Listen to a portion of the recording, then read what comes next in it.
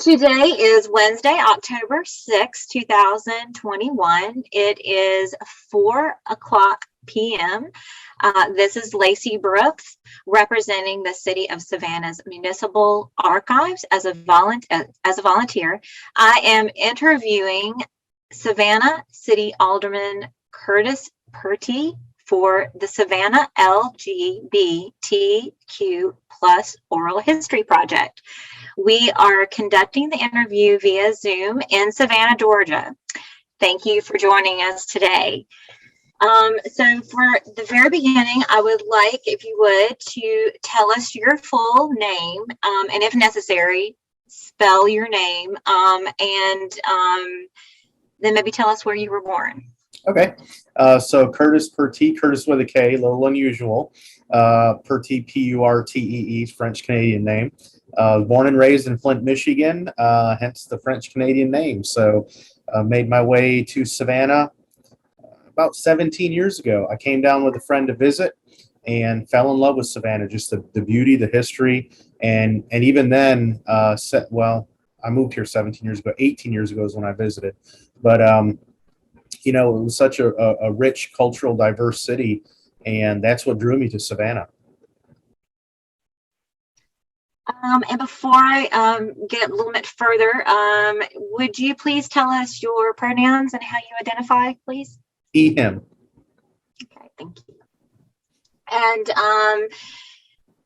could you describe your involvement with the LGBTQ community in Savannah? And was that something that drew you to Savannah when you first came 18 years ago? That would have been about 2002, 2003. Yeah. Is that right? Okay. Yep, roughly back then. When I came to visit, it was so unique. Savannah was, like I said, it was rich in history, rich in culture, cultural diversity. I was from Flint, Michigan, but also grew up in a rural area. So I didn't get exposure to a lot of diverse backgrounds. There wasn't a big LGBTQ scene, so to speak, up in northern Michigan. So when I came down to visit, it was like, oh my goodness, what is this? People are living their lives free to be who they are. And, just kind of went from there. And then when I moved here, there were plenty of places that were LGBTQ friendly and business owners, that were LGBTQ. And I frequented those businesses, met some friends here, got involved in the scene, went to the Savannah Pride several times. And then, of course, running for office, really got involved into the LGBTQ scene here in Savannah. So the scene brought you to Savannah. So what were some of those places that you were visiting when you came? Can you name some of those places that you felt were friendly or and I gotta remember the name of some of them. But some of them, I remember one of the places, one of my favorite places, was B. Matthews, a little eatery on Bay Street. I got introduced to Club One very quickly when I came down here, which was it was such a cool place. It was I've been to other clubs throughout the eastern part of the United States, and Savannah is so unique, and that club is so unique. The atmosphere there is like nothing I've ever experienced in any other club. So it was very so weird. It's like a hometown feeling, but it was just a place where anybody and everybody could come, no matter who you are. You're welcome. Chuck's Bar was another place on River Street. That place, has since closed. And there was another bar, and I cannot. For the life of me, I cannot remember the name of it. There was also another bar that briefly was LGBTQ friendly, and I want to say it was Venus de Milo. That was over by Lulu's Chocolate Bar. So you get the best of both worlds. You get to go have some dessert and then go next door and have a couple drinks. But yeah, some of those places, it was so unique and so cool. When I came down here, it was really before the age of social media. MySpace was starting to become a thing. I think the early to mid 2000s. So, people, you could make friends that way. People were starting to post about events that were going on in Savannah. And the locals here, you start talking to some of the locals. They'll say, well, you got to go here. a group of LGBTQ folks meet at Forsyth Park on Sundays, and they play kickball, or they play volleyball, or they do all kinds of different things. So, it was kind of neat to see a city back then, like Savannah, that size, to have that, what I consider, large population of LGBTQ folks here in the city, and being just as open as ever about it, and being able to connect with each other and connect with community members. And there was no issues in the community whatsoever when they were out doing their thing. So yeah, it was really, really awesome. When you first came, well, when you were in college, well, when did you come out? I mean, when, and what was that experience like? I was, I guess, for my generation, I guess it might have been normal. Kids now, they say it's a little late in the game, but I was 23 at the time. So it was a little bit later for me. I grew up in a household that was very religious. Mom's side of the family was Methodist and some Baptist. Dad's side of the family was Pentecostal. We had a lot of preachers in our family, a lot of ministers. So especially with the last couple years of my high school, growing up in a rural area of Michigan, it was something that I kept hidden. I was at the time ashamed of who I was. I was made to feel ashamed that that's, for me being who I was then. So that was, I guess, one thing that kind of drew me to Savannah when I came down to visit many years ago. It was like, oh my goodness, it doesn't matter who you are. People celebrate you for being you. And it was shortly after I moved here that I came out. And, it was anybody that is part of the LGBTQ community has their own story, and everybody's is unique. And to some folks, it's traumatic in many ways. And for mine, it was a sense of relief, a sense of me coming to terms with this is who I am. And most of my friends at the time accepted it. Some didn't. Their loss. But I can tell you that the folks in the community that I knew, or that I know now, just embrace it. And that's what means the world to me. What is your occupation? What do you do? So outside of being the city alderman, I'm also a police captain. And I started in police work 20 years ago. I'm 39 years old now. So I started 20 years ago when I was 19, fresh out of high school, my first semester of college. And I'll tell you the unique story about being in law enforcement, especially 20 years ago. It's supposed to be this macho profession where you hide your emotions, and you have a wife, and you have kids, and this and that. And that was one of the biggest reasons that I didn't come out, even at the age of 19. It was that persona, that culture of this is how things are supposed to be. So I had it really double hard, I guess so to speak, with growing up in that religious background, growing up in that rural community, and then being in police work. I had what I considered everything stacked against me to begin with. So I was in law enforcement here in Georgia when I came out back in the early, I was 23, so that would have been, I can't even do math in my head, 2005. So remember it like it was yesterday. And and I won't say which places, but some law enforcement places, a couple folks suspected. And there was some bullying that came into play with that. There was some subtle bullying that happened, and like people leave notes in your locker, leave notes in your mailbox at the office. It's just it was a different culture even 20 years ago. But like I said, folks have come to accept it and embrace it, and I'm happy, and much happier in the position I'm in now. So that's a good thing. So let's talk about now you're with City Council, and your role with Savannah's Proud Task Force. And Yes. explain what that is. So the Proud Task Force takes folks from every different walks of life in the LGBTQ community, and we look at how we can make things more welcoming, better for our folks that do identify, with LGBTQ. And my biggest thing was we have something called the Municipal Equality Index, and it's something that Human Rights and Georgia Equality puts out. It basically rates our city, and it looks at how are we doing as it comes to resources for those individuals? How are we doing when it comes to equity? What sort of resources do we provide to individuals, and how do we protect the rights of LGBTQ members? So I took that one, close to heart. That was a big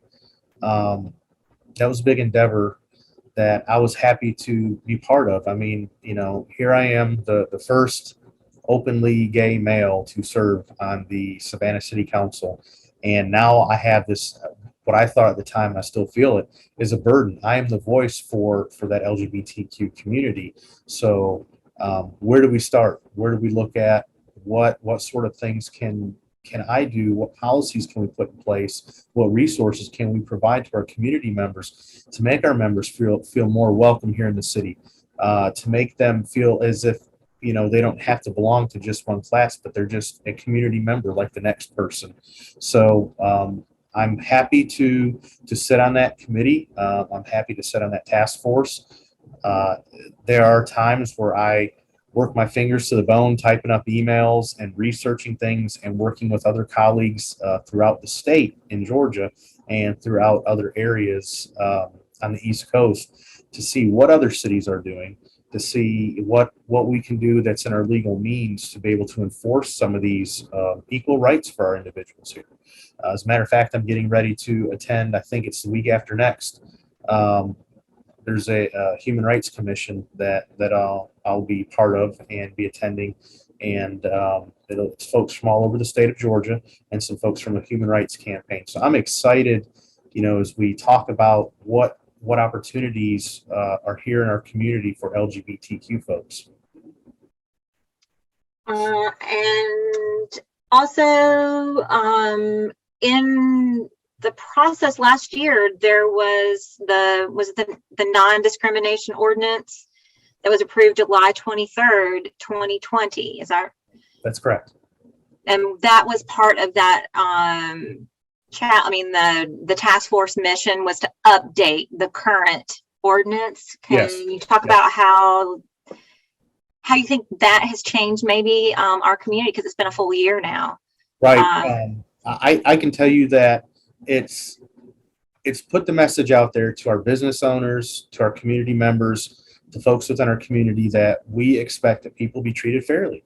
We expect people to be able to gain the same access to things regardless of who they love. So to me, the updated non-discrimination ordinance is a stepping stone. It's better than what we had, but it could be a whole lot better than where we are now. And, we're still researching on what we can do to make things better in that ordinance. If you look at, I don't want to compare us to Atlanta, but if you look at a city the size of Atlanta, it's pages upon pages of things that they offer, that they protect, that they do. Ours is modeled after a couple cities close to our size, but I still think that Savannah is a growing and developing city. Savannah is really unique, so we kind of need to tweak our own just a little bit more to be, all inclusive and to have those protections in there. One thing that we were lacking and that we were able to gain was the mayor appointing an LGBTQ liaison with his office, which was great. So one of our city employees. Also, we're lacking in areas for transgender inclusiveness when it comes to healthcare issues within the city, what the city offers for its benefits. So we're looking at how we can tie that stuff in together and create that more equitable resource for folks out there. So there's a lot of work that needs to be done.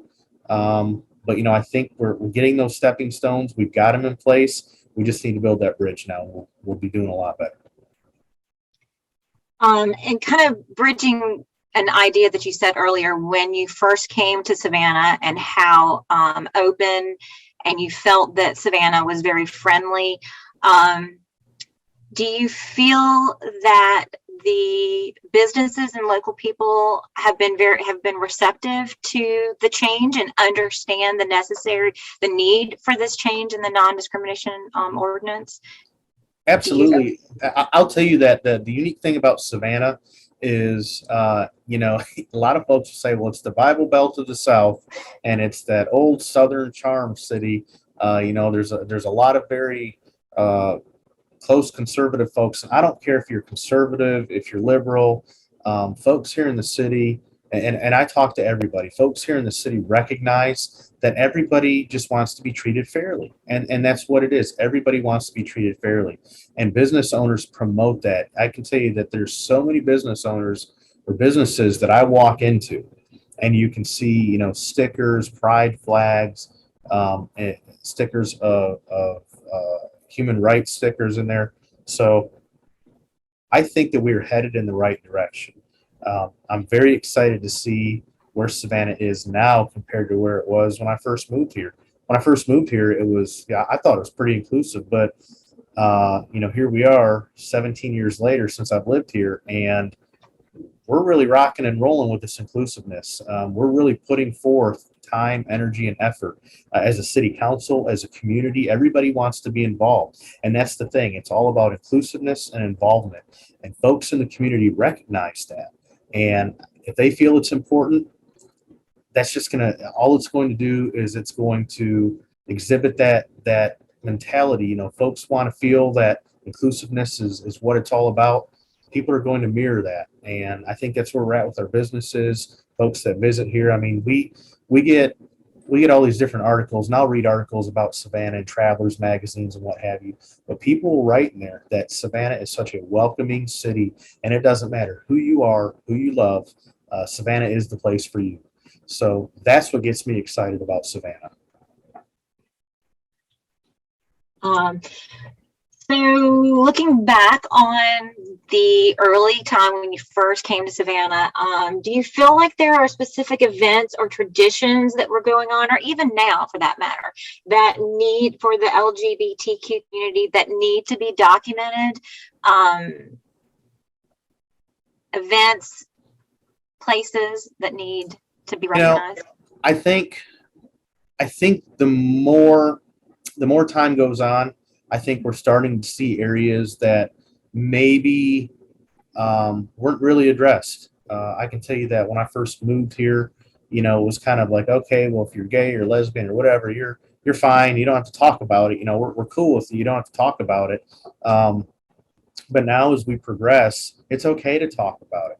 It's okay to have those conversations. I think there still needs to be, community educational opportunities where folks get out there and talk about some of the issues in the LGBTQ community. And, some of the big things that I'll even go back to the transgender, for a while there, I can't remember how many years ago, there was a transgender movement when Bruce Jenner was transitioning, and, that made national headlines. And I remember folks, I remember working with folks or being around folks and they're going, oh, well, I just don't understand it. Well, I think that there needs to be some talks and some conversation about, here's what's going on. It's not just about being gay or lesbian. There's gender identity things going on. There's there's specific issues out there specific to the LGBTQ community. We're not just a set of acronyms or letters. We're not just either you are or you are not. It's very fluid in many senses. And I think that as we progress as a community, as we've gone farther these past couple of years on council, we've had a lot of these conversations. And, working with Mayor Johnson, the past couple of years, he and I have had these conversations, and we've been able to pull groups of folks together in our task force and talk about some of these things, like what really are people struggling with in our community. And sometimes it's and I'll go back to my public safety thing. It's the police interaction with transgender individuals. That was one issue where we saw issues, because police officers would encounter transgender individual and not know how to address that, not know how to respond to it. So that was, at my level, in my department, that was one thing that I automatically and immediately identified as an area where we needed training. And that happened all throughout the southeast part of Georgia.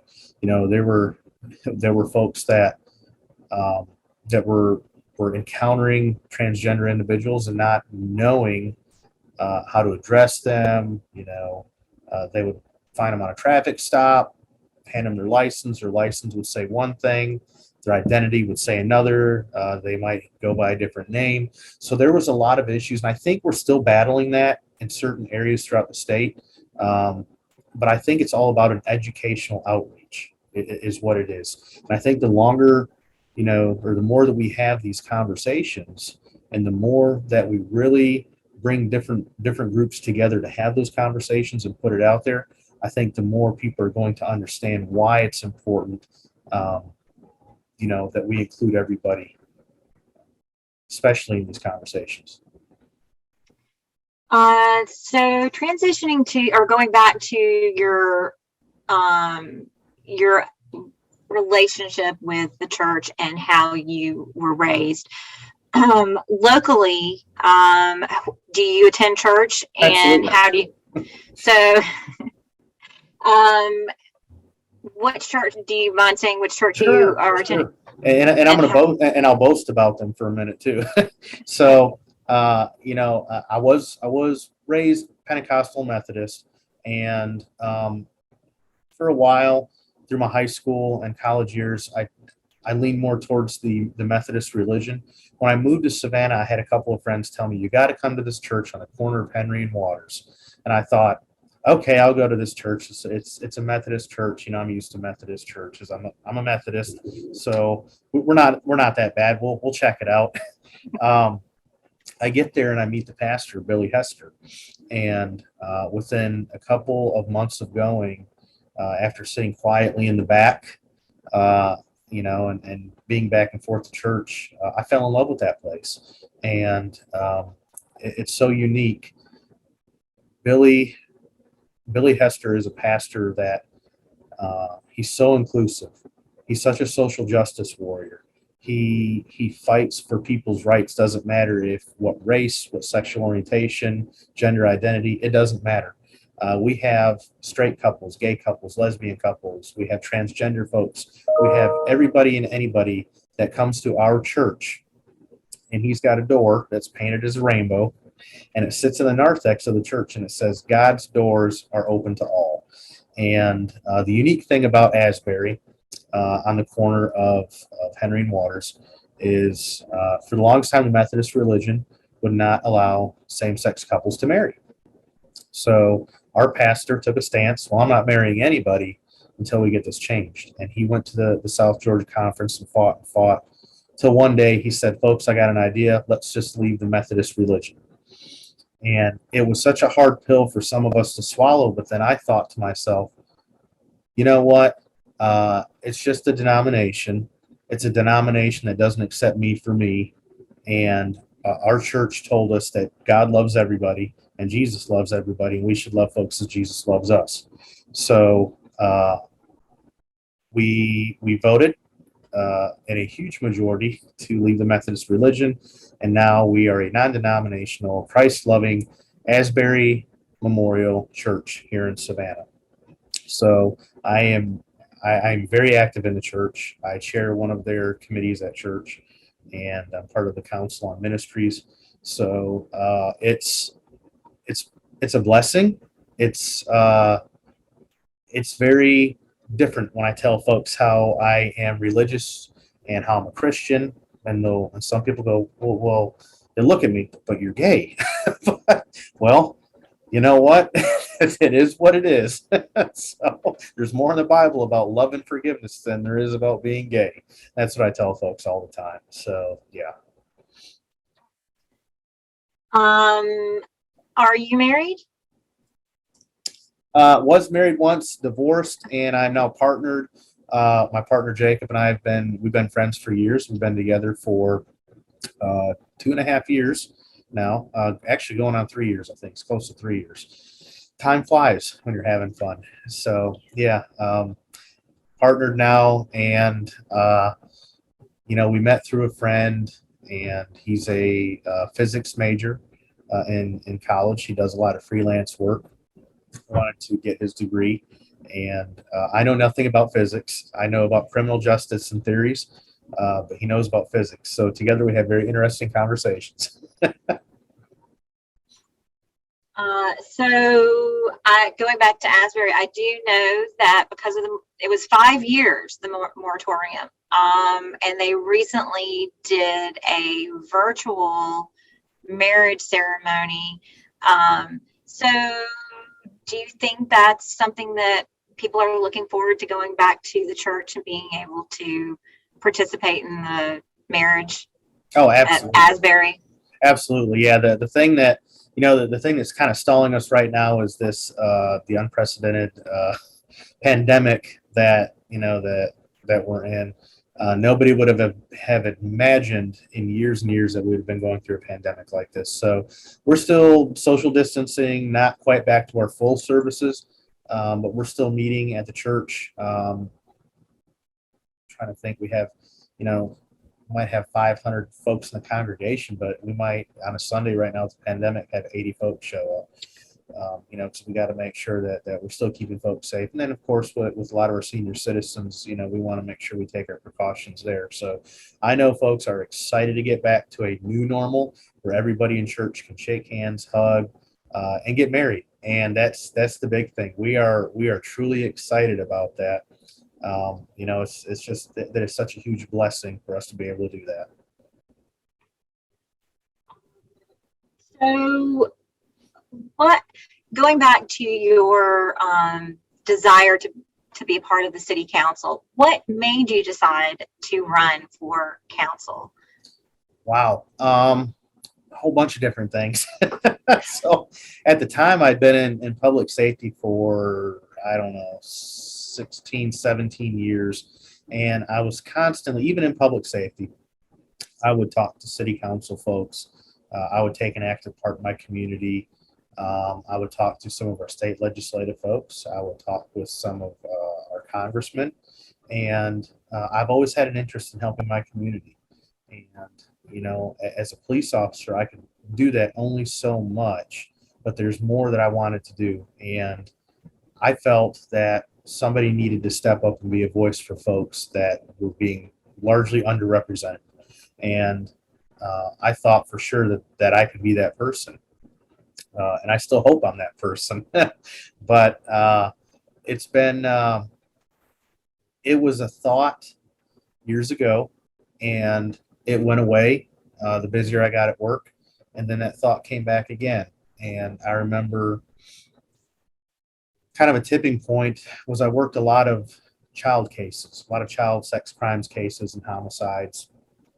And one of my cases in particular, without giving any names, a child was being physically abused, and he was an LGBTQ person, and I tried to provide him with resources, and there were some folks that were able to help, but that bothered me for the longest time because I thought, and then his mother passed away shortly after this, so it wasn't like he had a lot going on in his life. He had just a few people to be a support system for him. But I remember thinking I couldn't imagine growing up like that, especially as an LGBTQ member in the community, being a victim of a crime, enduring the loss of a mother not knowing who your father was, and how do you have someone there to mentor you? How do you have someone there to be able to help? And then for some reason, that stuck with me, and it's always going to stick with me. probably for the rest of my life. There's a few cases I remember very well, and that's one of them. But I remember taking him to a couple different organizations, taking him to meet some folks in the LGBTQ community, and exposing him to what LGBTQ community members are. You know, 'cause he didn't think that was normal. He was embarrassed. He was ashamed. When he was physically abused, it was because of that reason. So uh, that that bothered me. He seems to be doing well today. I don't get a chance to talk to him much. It's been years ago since we had this encounter, but you know, that's just one person, and I'm sure there's plenty out there like that. I've talked to younger kids who have been left homeless because they're gay, have been kicked out of the house because of that, and you know, we have to look at what resources do we have in the city.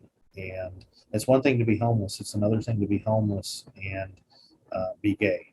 And it's, you know, you're already dealing with one traumatic thing, and now you have a stigma attached to it. So, you know, how do we fix that? How do we help with that? How do we provide the resources? So that was that in the back of my mind. It was all about providing resources and helping people in the community. Um, I remember my grandfather was involved in politics years ago in Michigan, and I remember being a little kid watching him. And he was, when he was involved in politics, he was also part of different nonprofits like the United Way. They would go build these wheelchair ramps for uh, older ladies and younger kids at their house so they could, you know, get in and out of the house with ease in a wheelchair. So it was all about accessibility. And that word accessibility stuck with me for years and years and years. And I always thought, you know, I want to be that person that's accessible to people in the public, to my community members. I want to make sure people have accessibility to things that they need. And that was just kind of the motivating factor behind it. It was almost like an aha moment. Everything just kind of piled on at once. Um, you know, and there was a, say for lack of better terms, I never put anybody down, but there was a lot of issue with the last alderman in my spot, and I felt that people deserved a lot better and deserved someone who was honest, open, and transparent. So speaking about people that are at risk, homeless, and then like you said, you know, in a situation where, you know, they're struggling to understand their identity, are there places that we need to document, in other words, know that those places existed, to give that community support to younger people? Are there specific organizations that we can, you know, document? There's been a lot of organizations helpful. I'm trying to remember some of them, and some of them have changed years ago. One was called Standout Youth. I don't even know if they exist anymore. You know, First City Network is a huge help. I can tell you that the Pride Center, the First City Pride Center um, downtown is a huge help. You know, there's various doctors' offices. I'm trying to remember the name of the doctor. Dr. Martins. He runs, I think it's Starland Practice in Savannah. He's a great resource for folks to go to. Big advocate of the LGBTQ community. You know, that's another thing why we've set up the task force too. We want to be that group that if there is an issue and something happens, we want to be able to pull in resources or get that name of a person and push it to the right resource. So yeah, there's folks out there that can help. I wish I had my book with me, because in my book I've got like this whole list of resources. But yeah, there's plenty out there. There's plenty out there. And what future do you imagine for Savannah as it relates to the LGBTQ community? Where do you see us possibly going with our inclusive? You know, it's hard to say. I think that we're on the right track to become that all-inclusive city. I think we're on the right track so that when we have conversations, We're not talking about, well, we need to fight for transgender rights and healthcare because we don't have it. I think that everybody will have equity among everything, and LGBTQ folks will just, they'll be attached to that acronym, but it doesn't mean that they're lacking in something. It doesn't mean that they're still fighting for something, because in many times I think we are still fighting for some things. What's scary is every time a different political figure gets into the presidential office, where we start to sweat because we're thinking, oh my goodness, what's going to happen? What's the Supreme Court going to say about gay marriage? What's the Supreme Court going to say about businesses denying services for LGBTQ folks? That's the big thing right there. When we start seeing some consistency among fairness at our levels, at that level, I think that everything else just falls into place. But on the Savannah level, I think that we are modeling what other cities should be doing. And that's what's really unique about Savannah. It's cool because I had Macon, Georgia, the city of Macon, reached out, and we were part of a conversation. They were excited. They were getting their non-discrimination ordinance. City of Statesboro was getting theirs. And, people were calling me, and I'm going, what am I supposed to? I'm just a guy, what am I supposed to do? We want your opinion on this. What do you think? What do you think? And, the only thing I can tell folks is look at where you're at now. Look at where you want to be. What are the conversations you're willing to have in a public setting? What are some of those tough things you're willing to say? Because not everybody's going to agree with being gay or being transgender. And it's like the different religions. Not everybody agrees over which denomination they prefer in a religion, or which religion they prefer. But we have to be respectful about it. We have to be respectful. We can't discriminate. We can't hate, and we can't burden people because of who they love or who they are. And that's the big thing. People just need to be accepted for who they are, and that's where I see us down the road. I definitely see it. I'm excited to see. An openly gay mayor for Savannah at some point, or even a congressman at some point. Not saying that that's going to be me, but who knows down the road? You never know. But I think that we'll see that stuff. We've got plenty of businesses that are gay owned and operated. We got plenty of advocacy groups out there. We've got plenty of resources for our folks here in the community. So I think at some point soon, we're going to see some all-inclusive movement, and it's kind of the pandemic's kind of put a stall on some of the things we're trying to do, but I think we're getting there. It's going to take some time. What we don't want to do is we don't want to flip a switch and just make the change all overnight. We want to make sure we do it deliberately. We want to make sure that we do it in a manner that, informs people, this is what we're doing, this is why we're doing it. And basically, what we're doing is trying to instill in people to be good people, love other people or accept other people for who they are. And that's the basic premise behind it. Really, that's all it's about. And what would you say to young LGBTQ people today, or those who are coming along in the future? What would you like to tell someone that maybe is trying, to decide where they're going? It's funny, 10 years ago, 15 years ago, 10 years ago, I had a conversation with a man that was 70 years old and had not come out of the closet, still struggling with his identity. And great person, very successful. One thing that he regretted is living life to the fullest and being true to who you are.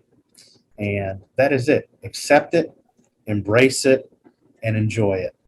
That's what I will say. Accept it, embrace it, and enjoy it. A lot of young kids now, it's, at the age of social media, they're not used to face-to-face talking. Everything's done online. And I think it's all about that personal connection. Get out there, talk to folks face-to-face, make those personal connections, enjoy life, enjoy what our city has to offer. just go out and be part of that inclusiveness in our community. Um, that's what I would offer. Just embrace it, love yourself for who you are, because you can't change who you are, and you need to embrace it. And in order to make a powerful impact, in order to have a meaningful relationship with somebody else, you need to love yourself for who you are. And do you have any other things that you'd like to share about your memories about Savannah's LGBTQ history? Is there anything else that you can think of that maybe you haven't spoken of Oh those my first few goodness. years when you first came to Savannah? It's the connections and the people that you talk to, the connections that you make, the friendships that you build. I will tell you that Savannah lost a great man last year. I had two friends that went to church with me, Bob and Bobby, and one of them was one of the original members of the Stonewall riots, and he was one of the go-go dancers there when the police came in and stormed the place.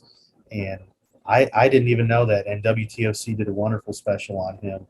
I think it was a couple years ago. He passed away this last year due to COVID complications, and his husband was in rough shape as well.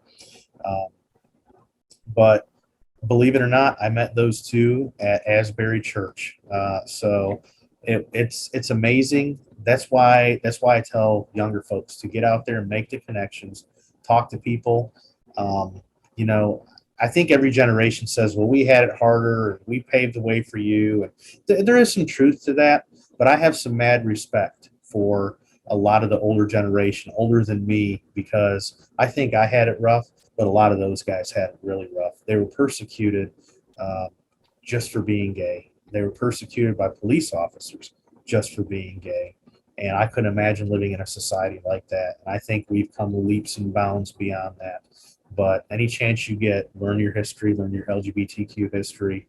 Um, one of the biggest, most influential gay members, Harvey Milk. I don't know if younger kids know who that is now, but looking, um, research that stuff, get to know these individuals, get to know the story behind these folks, and understand what struggles people have gone through just to ensure that we have a better today and an even better tomorrow. So that's all I've got. Well, I have one other question. When you Sure. said you went back to Asbury Park, Morrill, I was thinking when you did come to Savannah, and maybe in the last 17 years, have you felt that there was a difference in the LGBTQ community between native Savannians versus people that came from outside of the community? Did you get any pushback at any point?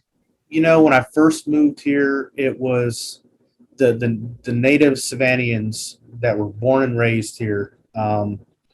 It was kind of like I'll use the phrase, "Don't ask, don't tell." It's okay if you are, but let's not talk about it.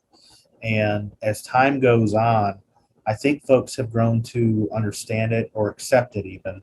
And now the native Savannians, they're okay with it. I say most of them are okay with it. The ones that I talk to are okay with it. But yeah, you could definitely tell there was a difference. There was a big difference. Like it wasn't quite taboo, but it was something you just didn't talk about. You knew it was out there, but you just didn't talk about it. And was there a generation difference even within the native Savannians? So in other words, the older native Savannians were more resistant versus Absolutely. younger Yeah, native? absolutely. It seemed to me that the older generation, the native Savannians, were more the type that just didn't want to talk about it, didn't really want to acknowledge that was going on, and even if they did, it was one of those, "Hey, let's not discuss it. Um, that person's just a little funny," is what they would say. So that's kind of the thing you'd hear. When I did come out, when I was 23 and I came out in Savannah, a lot of folks that I talked to back then, sort of your middle-aged individuals that I work with, they were the ones that opened their arms to welcome me and say, hey, you know, we're here for you. We're still your friend. It's okay. And these were some of the most machoistic, rough and tough police officers you've ever met. Granted, there were still a couple that didn't quite want to, you know, embrace it, so to speak.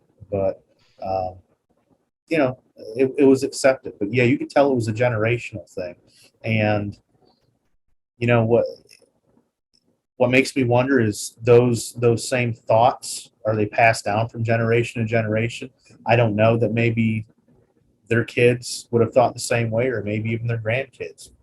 But I think, you know, the society that we live in now, the inclusive society that we live in now, the well-connected society we live in now, I think it's become more accepted, widely accepted. So it's not that, quote, taboo as some of the folks from the older generations might think. And did you have any other things that you might want to, that I didn't cover or didn't ask, that you definitely wanted to include in your oral history?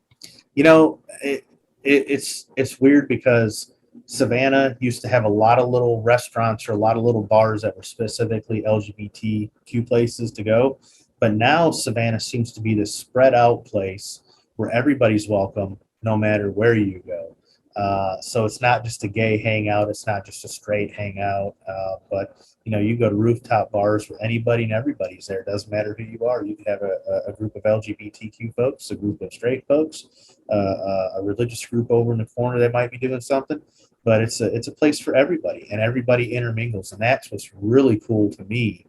You know, I'm glad that we still have Club One around. It's a place for folks to go and really hone in, you know, having those connections with folks that identify like them.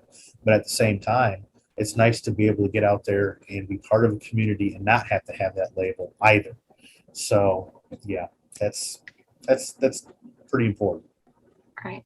So does it make it harder or to meet up with people, to, you know, to connect with an LGBT community person if you don't have a specific location, or does it not? I would have thought maybe 20 years ago I would have said yes, it makes it harder, but in today's society, not at all. Not with social media, not with connections, not with people being connected at the fingertips with a computer and a phone. So yeah, not at all.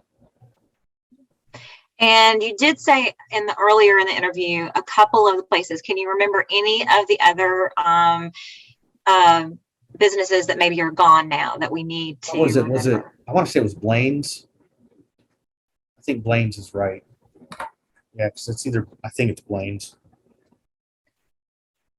And was it a downtown? It was downtown. I'd have to look it up. Okay. That was one of them. I swore there was another one. It's been so long. And the older I get, the less I go out and do things. So it kind of lose touch with that stuff. I'm just excited now to go to Corleone's and grab a lasagna and have a glass of wine, you know. Yeah. Okay, well, thank you very much for sharing your history with us today. I really appreciate it. And this has been a pleasure. It was really nice to meet you. Thank you so much. Nice to meet you. Take care. Thank you. Take care. Thank you.